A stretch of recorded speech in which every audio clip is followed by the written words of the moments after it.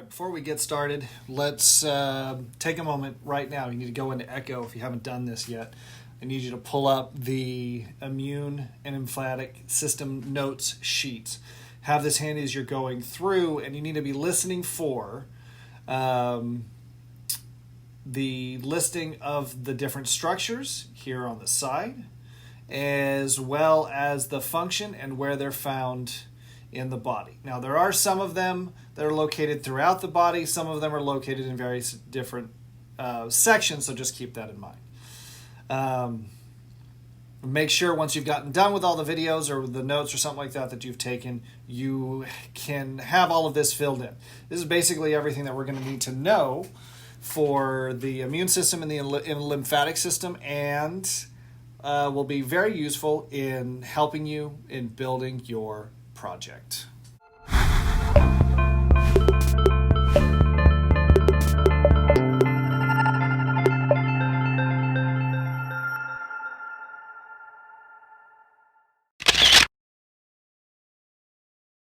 All right, folks, welcome back. It's been a little while since we've had to sit through one of these.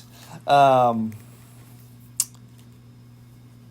kind of coming down to the end a little bit here as far as stuff that we're working on, okay? We're kind of, about this point, we're a little less than halfway. We're getting kind of close. We don't really cover that many organ systems this semester. And this one is a sort of combination. We've got an organ system and then this overall idea. There's not an immune system per se, not based off the definitions that we have tended to use. But we are going to talk a lot about immunity. And your lymphatic system is really important as far as your immunity is concerned. And so that's what we're going to talk about with this video. We're going to talk about the lymphatic system, generally, the different organs and stuff like that that are involved in there. And then we're going to look at the immunity, basically how your body protects itself from foreign invaders. All right? So let's go ahead and get started with this one. So we're going to start off by talking about pathogens. The whole point of the lymphatic system and immunity in general, the immune system, is to defend against pathogens, which are microscopic organisms that cause diseases. These can be viruses, bacteria, fungi. Athlete's foot is an example of a fungal infection. Parasites like tapeworms, malaria is a parasitic infection. And each one of these pathogens attacks the body in a different way. And so your body has to come up with a way to defend from each one of these different types of pathogens. So let's getting into the actual organ system that we're going to be discussing here. That's the lymphatic system. You may also see the lymphoid system in some text. We're going to be referring to it as the lymphatic system. And this system primarily protects us against disease. Specific lymphatic cells respond to and protect us from environmental pathogens like the viruses and bacteria and stuff like that. Different toxins that you put into your body, poisons and things like that, as well as abnormal body cells. And we're mostly talking about cancer on this one. Specific types of cells within the lymphatic system are known as lymphocytes, which are part of the immune response. And we're going to talk about what the immune response is and the different levels later.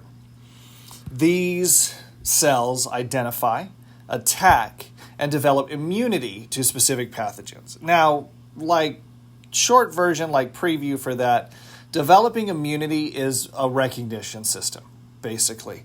So if that pathogen ever comes back, you can mount an effective response. And we'll, like I said, we'll talk about that in greater detail, what all that stuff means in a little while. So parts of the lymphatic system. The first part is lymph. Lymph is a fluid, basically. It's similar to plasma, doesn't have the proteins like albumin and stuff like that, but it has the ions and it has some of the cells and stuff like that.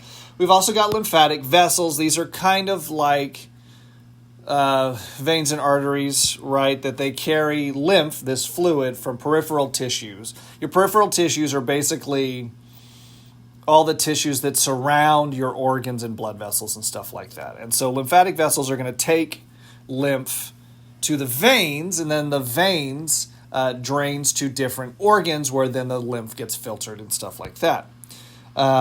Specific tissues and organs within the lymphatic system are scattered all over the body. And there's a few of those that we're going to talk about.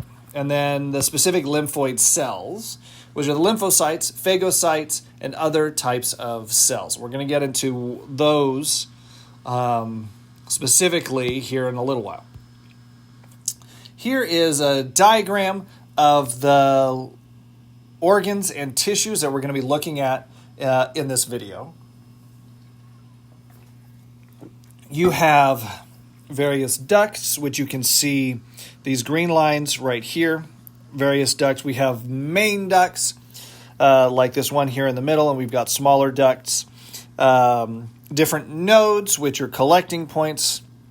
Other organs like the tonsils, which we kind of mentioned when we did the respiratory system. We talked about the pharynx, the spleen, thymus, the malt.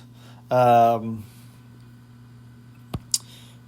into the lower body, other lymphoid tissue, we have the bone marrow, which is where a lot of cell production takes place, or finalization, which we'll talk about the difference in that in a little bit. Your spleen, your appendix, which is also part of it, which has some filtration properties and stuff like that. All right, so the lymphocytes, the cells of the lymphatic system, are produced in the primary lymphoid tissues and the organs, primarily in the red bone marrow and the thymus. Now, we talked about that a little bit, so you know, go back and maybe review a little bit of some of the red bone marrow stuff when we talked about the red blood cell production. White blood cells, which are your lymphoid cells, are also produced there, and some of them are produced in the thymus. Now, lymphocytes are activated, which means they're produced in one place and then they go to a different place and they are turned on, basically, in secondary lymphoid tissues, including the tonsils, the malt, the lymph nodes, and the spleen. Functions of the lymphatic system include producing, maintaining, and distributing lymphocytes and lymphoid cells, returning excess fluid to the bloodstream, helping maintain fluid balance and stuff like that. Too much fluid is in the tissues, it drains into the lymph, and then it goes into the bloodstream. Transporting hormones, nutrients, and wastes. Your lymph vessels, think of those as basically like storm drains or sewers. Excuse me. And then when they go to the veins, they'll go to things like your liver, your spleen, your kidneys, where that stuff is all filtered out and then purged. So here's a diagram showing the lymph vessels in green right here and their relationship to the peripheral tissues, this section right here, and your arteries and your veins. Structurally, they share a lot of characteristics with veins as far as blood vessels are concerned. They also share a lot with capillaries. So, for example, if you look, the membrane right here is one cell layer thick, just like the capillaries are. You have valves right here, very similar to the veins, because there is not an active pump like the heart for your lymphatic system. It relies on movement of the tissues around the lymph vessels to move fluid through into larger ducts, like through this little port right here, and then eventually to collect in the lymph nodes. Let's see, some other things I want to point out with this one. Now, we talked about how flow in capillary beds goes out into the interstitial fluids right there, the peripheral tissues, sorry. That interstitial fluid will then also drain into these lymphatic ducts to be sent to other organs and things like that. Here's another diagram, a cross-sectional view showing your arteries with their thicker walls right here, then the veins, same number of layers, not as thick. Then your lymphatic vessels, which structurally are more like your capillaries with the one cell layer thick membrane. And here is a microscope picture of a valve, a one-way valve. So the lymph is going to flow this way. I'm wondering if I can get a better color. There we go. The lymph is going to flow this way. And this valve right here is going to keep it from flowing backwards. Because as soon as it tries to flow backwards, it's going to close that valve right there. So very similar to veins in that sort of one-way flow sort of thing. Because you don't want that stuff to build back up. There's a couple of diseases that are characterized by a buildup of interstitial fluids because lymph nodes are blocked or lymph vessels are blocked and things like that. All right, specific organs of the lymphatic system include lymph nodes, the thymus, and the spleen. And these are all separated from surrounding tissues by a fibrous connective tissue capsule. Kind of keeps them separate from everything else. I literally just said that. Way to go, Mr. Thompson. Lymph nodes, let's talk about those first. Those are filtering sections. They purify lymph before it goes into the venous circulation. The majority of your antigens are going to be removed in the lymph nodes. Now, this is one of the reasons why certain illnesses are characterized by swollen lymph nodes. And how you can tell if you're sick is if by feeling your lymph nodes, because you have an excess of pathogens in your body because they're actively multiplying, trying to take over and stuff like that. And so your lymph nodes are going to fill up with all this excess material. They also are responsible for antigen release during infection, and I'll get into what antigens are here in a little bit. They will enter the lymph from this part and then stimulate macrophages, which are a type of white blood cell, as well as lymphocytes within the lymph nodes, and then those get circulated throughout the rest of the body. They're also carried by dendritic cells within the skin to the lymph nodes.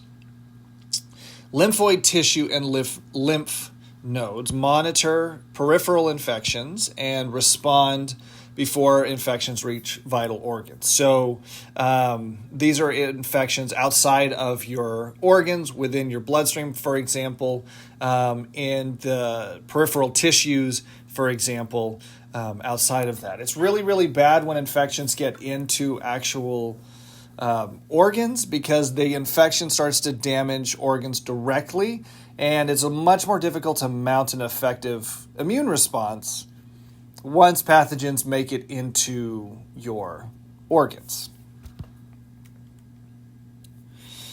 One of the other ones that we talked about were tonsils. We kind of mentioned those a little bit. We've got 5 tonsils in the pharynx: the pharyngeal tonsil, the left and right palatine tonsils, and 2 lingual tonsils underneath your tongue. And like I said, these are the ones that are responsible for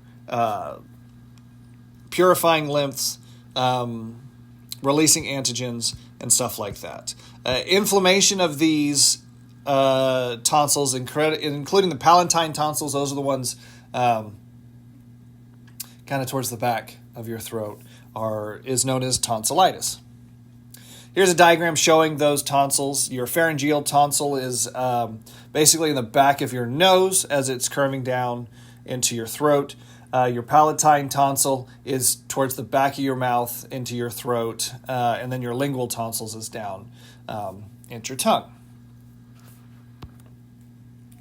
Other lymph nodes, including the ones that are in your stomach, your trachea, your lungs, and your thoracic duct, are responsible for protecting those particular systems, the digestive system with the gut lymph nodes, and the respiratory system for the trachea, the lungs, and the thoracic duct. Okay, so the largest lymph nodes are in your groin, in the axillae area. So basically this area right here, this sort of triangle that essentially forms your armpit, and the base of your neck right here. These typically swell in response to infection, so here, and then your groin area down below.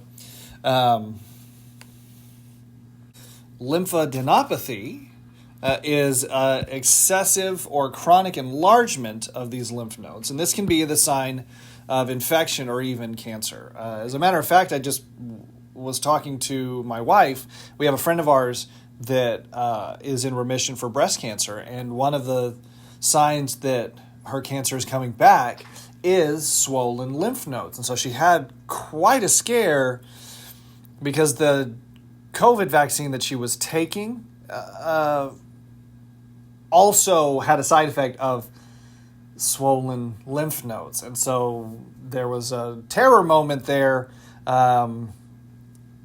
because there was the fear that cancer came back, but it was the COVID vaccine. So lymphadenopathy, swollen, chronic, or excessive swelling of the lymph nodes. Can just be a sign that you're sick.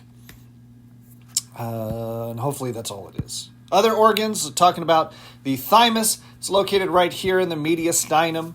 After puberty, so about now-ish, maybe a little bit earlier, about the time you're getting into like high school or so, it atrophies, which means it starts to shrink, which is characterized by a diminishing effectiveness of your immune system. And so this is why as adults, as you get older, especially when you're elderly, you're more likely to get sick, and you stay sicker longer because your immune system is not as effective because we no longer have this organ. Like as an adult, I don't really have this organ anymore. So as I get older, I can get sick easier and I stay sicker longer.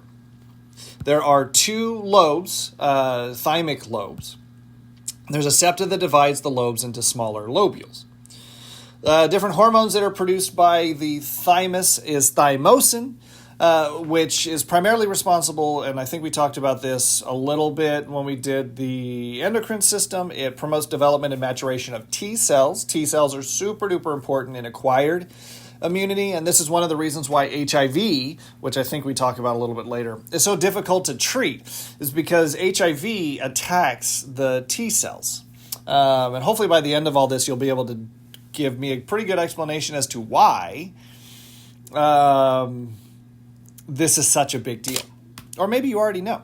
So here's a diagram showing our thoracic cavity and our mediastinum. Now, I would like to point out that overall, here is our entire thoracic cavity right here. Now, remember, the mediastinum is this sort of central cavity within the thoracic cavity where the heart primarily is. And we have our thymus right here. We've got the right lobe and the left lobe. As a point of reference, you can kind of see the thymus, the thyroid up there that's responsible for like metabolism and stuff like that. And then your diaphragm that's sort of bounding everything down here at the bottom. Now, this organ slowly disappears as you get older, starting with puberty. Let's see, other organ, we've got the spleen. The spleen is located in the abdominal region of your body, and we had a picture of that earlier in the video. It removes abnormal blood cells and other components by phagocytosis. Phagocytosis is basically, think of Pac-Man, right? Maybe you remember Pac-Man, maybe you've played Pac-Man, maybe you watched, there was a cartoon show in the early 2000s. My sons get super into it. But basically, phagocytosis is Pac-Man going and eating all the little dots, and sometimes he would eat the ghosts. I don't remember if that's what their eyes looked like. That is phagocytosis. So, also, storing iron recycled from red blood cells. We talked about that when we talked about blood.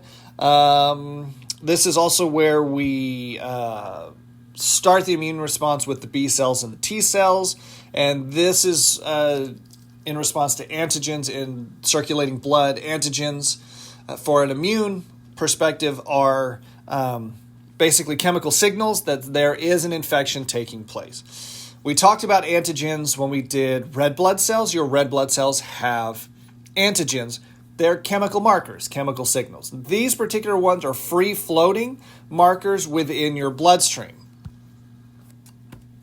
Splenic circulation. So blood, all of your blood volume at some point passes through your spleen, through reticular fibers, which enters large sinusoids, which are kind of like cavities, basically, lined with macrophages. So basically think of a cavity lined with Pac-Man, essentially. I like to think of macrophages because they're also, as far as cells go in your bloodstream, they're really, really big. I kind of think of them as monsters, basically, that run around and gobble stuff up. If you want a really good representation of what macrophages look like, and also a really good explanation of how this process works, go ahead and look up the Storybots when they are asking about how your immune system works. They have a really good animation of how that whole thing works, and they have a really good representation of what macrophages look like. If I can, I'll put a link in the description so you can find that directly. If not, look for Storybots immune system. If you have Netflix, they're on Netflix. You may be able to find them other places. If somebody reminds me, I'll see if I can show it up in class or something like that. Anyway, back to this. So we've got trabecular veins, which drain the spleen. Here is a cross-sectional diagram of our thoracic cavity showing where the spleen is. It's this big purple organ right here. Just to kind of give you an idea of some other stuff. It's on the opposite side of the body cavity with the liver, just posterior to the stomach. Other points of reference, we've got kidneys right here, major blood vessels here, back muscles, here's your spine right there. Here's another diagram showing the spleen. Here are your various vessels that drain into the spleen. Right here, we've got the splenic artery bringing stuff in. The splenic vein brings blood on its way to the heart. The lymph vessels over here on this side, we've got our hilum right here, and the hilum is where all of these vessels come into the spleen. That's also where the spleen attaches itself to the connective tissue that holds everything together within the thoracic cavity. The spleen also functions to identify damaged cells and infected cells that are circulating in the blood. Now, if your spleen has to be removed, that is a splenectomy, especially if it's severely ruptured. Now, spleen is one of those organs that's really big. Excuse me, but it's one of those organs that are not critical for life. And so if you have your spleen removed, and it may be common. You may know somebody who has had their spleen removed for whatever reason. Your liver will take over most of the functions of the spleen. There may be some other lifestyle things you have to change and stuff like that once you have that removed. All right, we got one more organ that I had kind of touched on. That is MALT, also known as the mucosa-associated lymphoid tissue. These are lymphoid tissues associated with your digestive system, so like your stomach, your intestines, and things like that. These are aggregated lymphoid nodules, so nodules that are all, instead of distributed singly throughout the body, they are clustered together, basically, specifically within the epithelial lining of the intestines. These help catch pathogens is what I meant to say, that are making it into the digestive system and that are trapped and broken down there and stuff like that. Then finally, we have our appendix, which has a mass of fused lymphoid nodules that's attached to part of your intestines. And this is another one that gets removed pretty commonly. And for a long time, we considered it vestigial. Let me write that down. We considered it vestigial, which means no longer serving a purpose in the body. The reason why we thought that is because in plant-eating animals like cows and stuff like that, the appendix is much larger, and so we thought it was more in aiding the digestion of plant material and stuff like that. Now a lot of scientists are questioning the sort of throwaway nature of the appendix, and now we think it is much more important as far as fostering bacteria within your intestines and things like that. Your gut bacteria, you may have heard a lot of stuff talked about it. And so now there's a lot of research that is coming out that is suggesting that the appendix may be actually more important than we think it is. And the gut bacteria that live in your intestines actually may be significantly more important than as far as diet and weight loss and overall health. Like, there's connections supposedly to your circulatory system and your heart health and mental health and things like that have to do with your gut bacteria. It's really fascinating stuff that we'll probably be able to dig into a little bit deeper when we do the digestive system and get in the project with that one. I think I'm going to go ahead and call this one right now. It's a good stopping point right here, and I've kind of droned on for a little bit. So let's see, things that we've talked about in this particular video clip. Let's take a look real quick. So we talked about the function of the lymphatic system. We talked about the tissues and organs. We listed them off, and then we briefly talked about the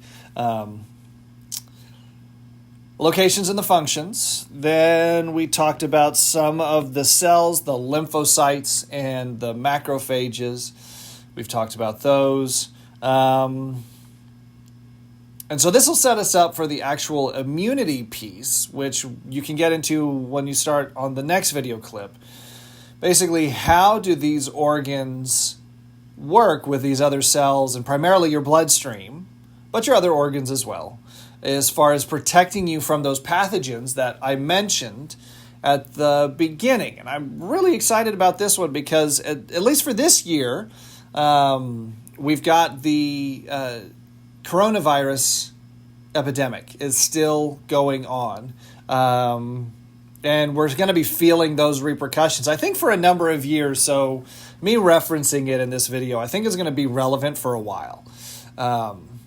So if you're watching this like future students with a future Mr. Thompson, there was such a time where we had to wear masks all the time. And maybe you remember that. So we'll talk about that in a little bit, and what immunity is and the different levels and stuff like that. And why is it sometimes you get sick and sometimes you don't? Why vaccines are good, because they are. And we'll talk about in greater detail why. And then we'll wrap things up with what happens to your body and your immune response as you get older, how your immune system and your immune system, I'll just keep calling it that, interacts with the other body systems and stuff like that. So, if you have any questions, let me know. Send me an email, send me a remind message, ask me in class, put something in the comments below. I do read the comments for those of y'all who watch these videos, and I do respond. I don't get a whole lot of comments, but you can ask me questions in the comments there as well, and I'll be able to get back to you on those. Otherwise, I think that's it. Look forward to seeing y'all again soon.